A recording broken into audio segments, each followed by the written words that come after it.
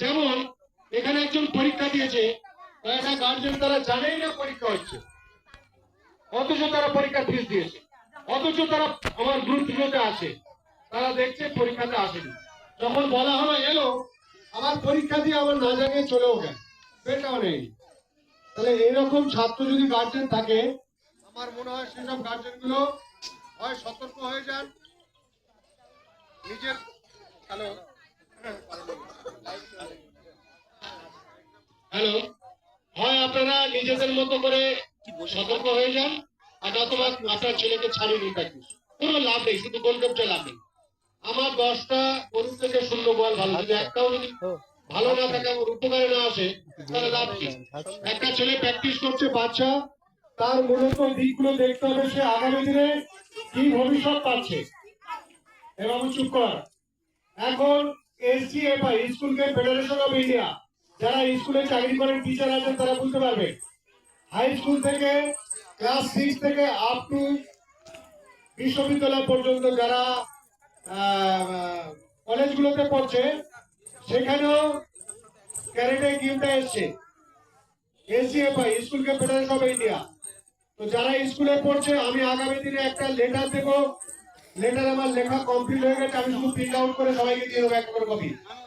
সেই জায়গায় নিজের নাম, নিজের রোল নাম্বার, নিজের স্কুলের নাম লিখবে, স্কুলকে জমা করবে। যে ক্যারেটে প্র্যাকটিস করে, যে স্যার তাতে বয়ান লেখা আছে, আমার অ্যাসোসিয়েশন থেকে লেখা আছে, সব গার্জেন বলতে পারবে না বলে আমরা লিখে দিয়েছি। তারা স্কুলে জমা করবে।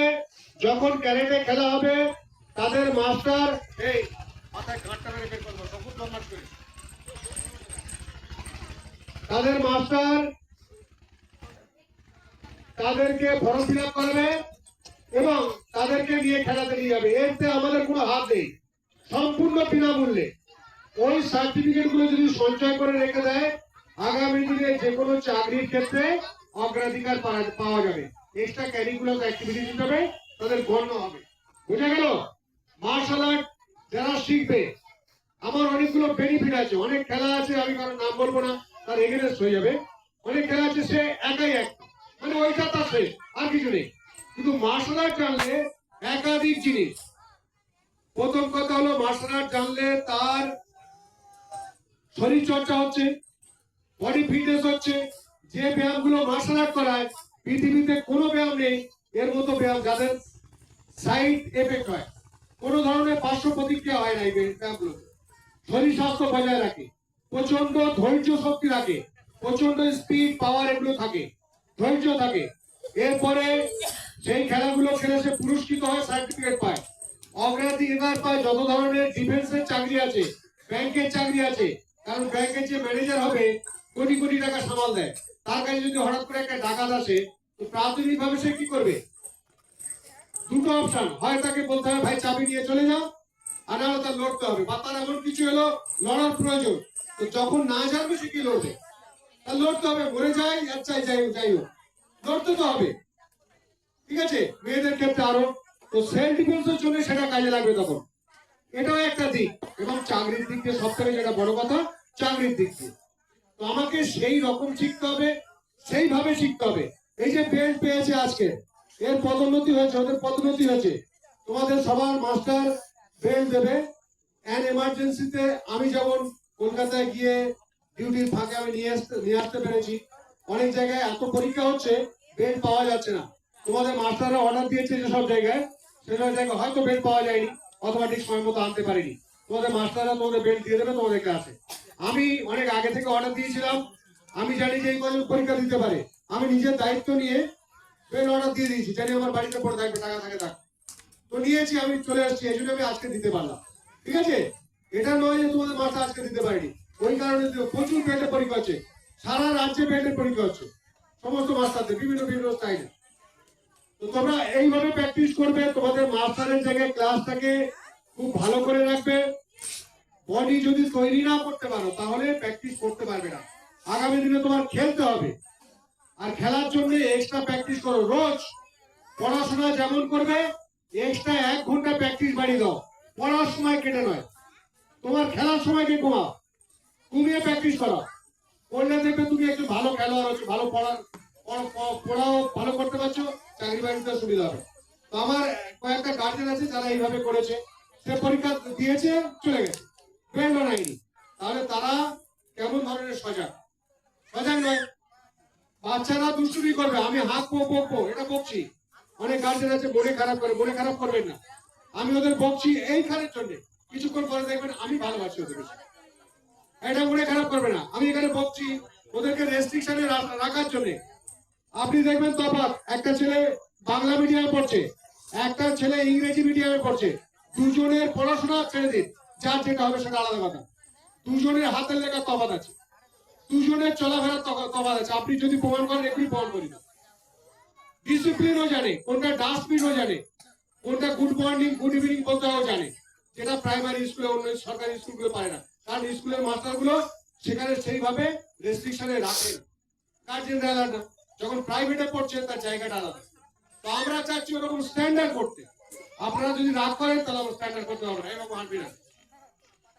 তাহলে স্ট্যান্ডার্ড করতে চাচ্ছি। একটা মাস্টার হবে, তার দাঁড়ালে দেখলে বোঝা যাবে যে হ্যাঁ মাস্টার আছে। শরীর স্বাস্থ্য দেখে বোঝা যাবে না তার বয়স। স্ট্রেংথ থাকতে হবে, আর মানসিকতা সবসময় ভালো রাখতে হবে।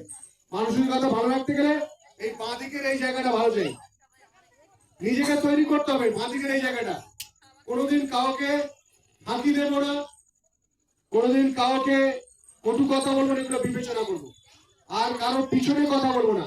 তোমার যদি ক্লাসে ভুল হয়, তোমার যদি ক্লাসে কোনো সমস্যা হয়, তুমি তোমার মাস্টারকে ডাইরেক্ট বলো, ও প্রয়োজনে পার্সোনাল বলো, স্যার এইটা আমার অসুবিধা হচ্ছে, স্যার আমি বুঝতে পারছি না, স্যার আমাকে মারবেন না, স্যার আমার মাথা ঘুরছে, স্যার আমার বমি হচ্ছে। এটা সবসময় বলবে ক্লাস। মাস্টার কি করে বুঝবে?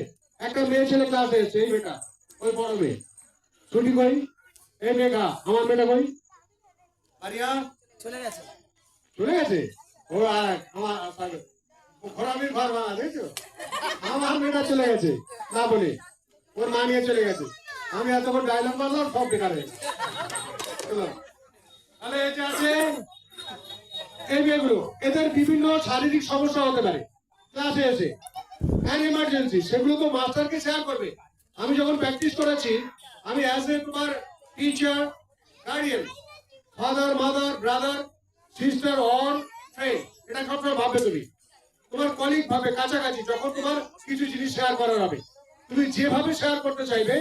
তোমার হয়তো কোনো সমস্যা হয়েছে, মেয়েদের অনেক সমস্যা থাকতে পারে, স্যারকে বলবে সেটা, স্যার আমার সমস্যা আছে, আমাকে একটু রেস্ট দিন। এবার সেটা যেন তুমি বুঝিয়ে বলতে পারো। তোমার যেন মনে হয় না স্যার মনে করছে প্র্যাকটিস ফাঁকি দেওয়ার জন্য করছে।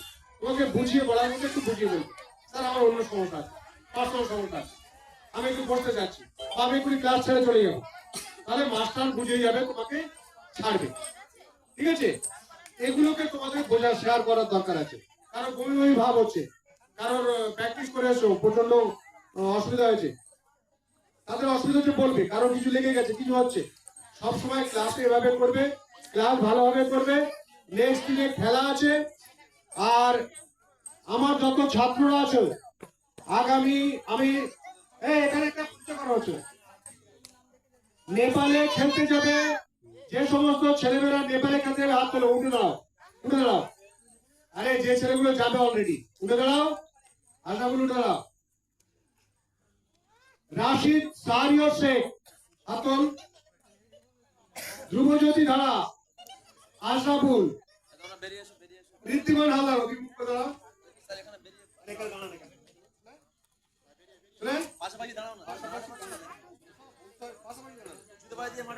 সৈয়দ আবুল ফারহা। এরা আগামী দিনে, এই ছেলেরা, এরা আগামী দিনে নেপালে খেলতে আছে। এদের 3 মাস আগে টিকিট বুক করা। মার্চ মাসের 6 তারিখে যাওয়া। আরেকজন ছিল আলপি, উঠে দাঁড়া, এ কারণবশত যেতে পারছে না, এই টিকিটটা ক্যান্সেল করেছে, বসে যাবো। ঠিক আছে। আর এস এম অসীম ইকবাল, হাত তোলো, এই মাস্টার। আর একজন তৌফিক ইসলাম সিপাহী, সে আসেনি কেন? তৌফিক ইসলাম সিপাহী সে যাচ্ছে। এরা নেপালে খেলতে আছে। 6 মার্চ আমরা এখান থেকে বেরোবো, গাড়ি ধরবো, নেপাল যাব। 8-9 তারিখে খেলা হবে। ওখান থেকে 10 তারিখে আমরা বেড়াবো, 11 তারিখে গাড়ি উঠবো, 12 তারিখ রোজা করতে করতে এখানে নামবো। বুঝতে পেরেছিস? তাহলে এরা নেপালে সবাই যাচ্ছে। আগামী দিনে তোরাও যাবি, তৈরি হ। এদের আছে এদের পাসপোর্ট নেই, নেপাল পাসপোর্ট লাগে না, ভিসা লাগে না, ভুটান লাগে না। আগামী দিনে আমি অন্য অন্য দেশগুলোতে নিয়ে যাবো, পাসপোর্ট রেডি করবি। তাহলে তোদের যারা যাচ্ছে, এরা যেমন যাচ্ছে, এদের বাহবা আছে, তোরা চেষ্টা করবি এই জায়গাগুলো যাবার জন্য, ঠিক আছে? প্রত্যেকে এদের প্রত্যেকে একটা ক্লাব দিল,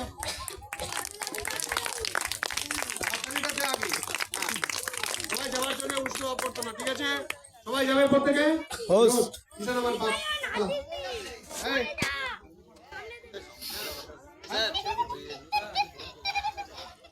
আমাদের